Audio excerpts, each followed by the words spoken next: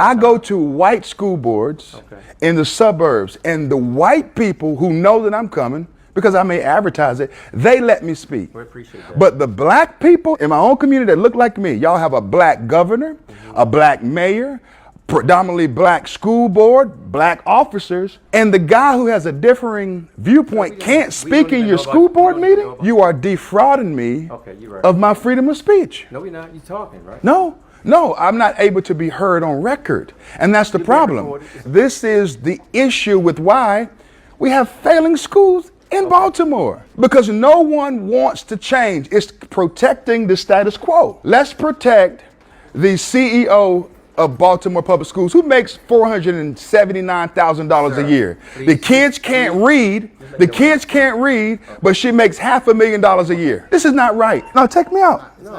It is necessary. I can't go. I've come too far to go too easily. That's your choice. If you want to arrest me, you can, brother. If you arrest my speech, arrest my hands. I'm not carrying anything but a microphone and a Bible in my book bag. That's all I got. And y'all silence the black preacher. You know how I talk about that black triumvirate of the black preacher, the church plant preachers, the liberal preachers, the ones that side with the Democratic Party, the black civic organizations like the NAACP, and the Urban League and those like that, and the black Greek fraternities, sororities, those folks, and then you got the athletes and the entertainers, and then you got the politicians and academia. Well, I'm going to talk about academia today, because when you have these black principals, these black educators, these black administrators in these predominantly black schools, you would think that the black children in these black schools will thrive. That's not the case. That used to be the case 60, 70 years ago, prior to integration. That used to be the case because black teachers knew that they needed to teach their black children in order for them to gain the knowledge necessary to succeed in American society. But that's not the case anymore, because Marxists and communists and socialists have infiltrated the black community, have stripped out, see, it's this soft bigotry of low expectations that they have pushed in the black community, to where now you have cities like Baltimore that have these failing schools where children can't read at their level.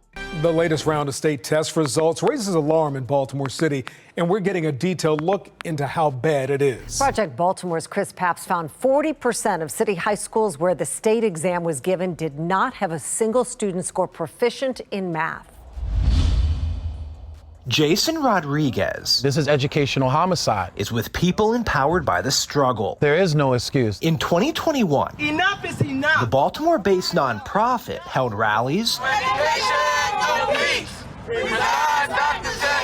calling on Baltimore City School CEO Dr. Sonia Santelises to resign over low test scores, falling graduation rates, and a lack of transparency. Now, after seeing what Project Baltimore just discovered, Rodriguez is renewing those calls. We have a system that's just running rogue, and it starts at the top. Rodriguez is reacting to these new 2023 state test scores, which have not yet been released to the public.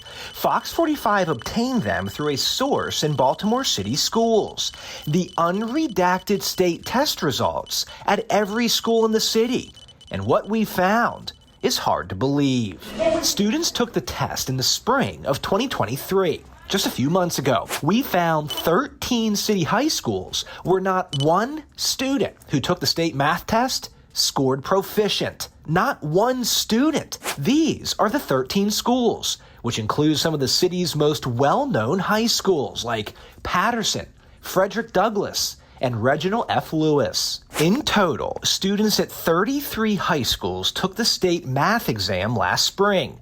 In our analysis, we are not including Eager Street Academy because it's located inside the Baltimore City Detention Center. Of the 32 high schools remaining, if 13 had 0 students test proficient, that means 40% of all Baltimore City high schools could not produce a single student who's doing math at grade level. But that's not the only alarming finding we made.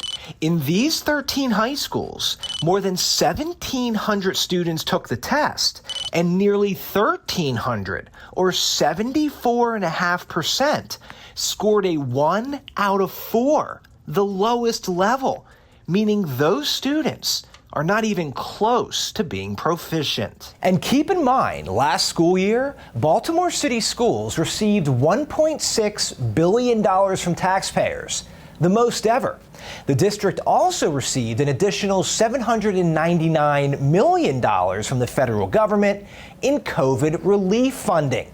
Yet still, not a single student at 13 city high schools tested proficient in math. So it's not a funding issue. We're getting plenty of funding. I don't think money is the issue. I think accountability is the issue. 6 years ago, in 2017, Project Baltimore produced a similar report where we analyzed state test scores and found 13 city schools had 0 students proficient in math. And many of the schools from 2017 are also on the 2023 list, including Achievement Academy, Coppin Academy, Frederick Douglass, New Era, Patterson, and The Reach. We're still dealing with these same issues year after year. It's just scary to me and alarming to me because we know that what's happening now, is just opening up the floodgates to the school to prison pipeline. City schools will not do an interview to discuss these results. Instead, we received a statement which states, "We acknowledge that some of our high school students continue to experience challenges in math following the pandemic." The statement also said recent increases in funding have increased student achievement. The district says in 7 of 8 grade levels, math proficiencies increased in 2023 compared to 2022. I'm beyond angry. This is why we've been calling for the resignation of the school CEO. It's important to note we're only able to report these test scores to the public because a source gave them to us.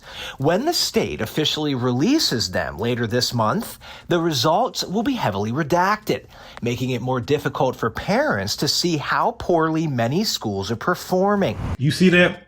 40% of those students weren't proficient in math. And those schools are predominantly black schools. It's a black superintendent. It's a black mayor.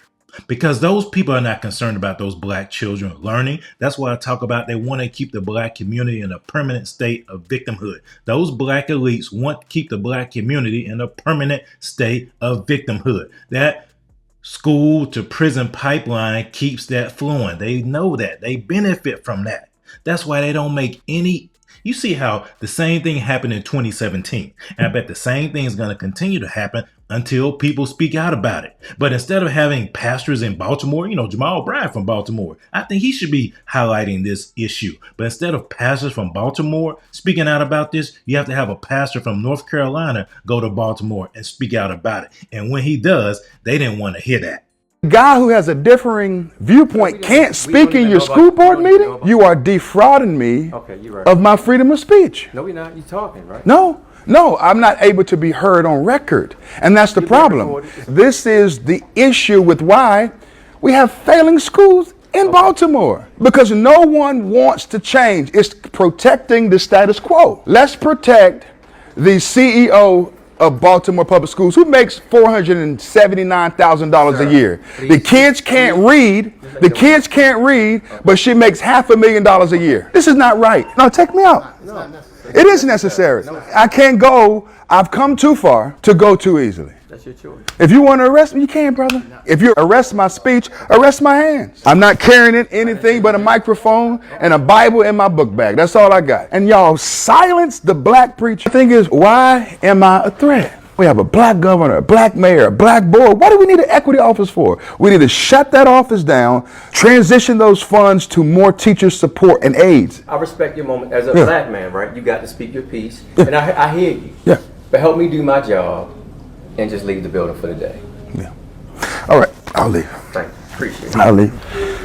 So, the moral of the story is, if you support Christian conservative viewpoints, the school board will use law enforcement against you. And these are good brothers here. They have children in this district. And if anyone should be upset right now, it should be the citizens that wear the black and the blue and who work in the city. They are now witnessing what happens when an alternative decision or viewpoint shows up. They have an equity office where the CEO makes $480,000 a year, but the kids can't read on grade level. They can't do math on grade level. A citywide emergency was called because one man came to Baltimore. Bless you, brother. Bless you, brother. Bless you. This is the statewide emergency. This right here. This right here is a statewide emergency.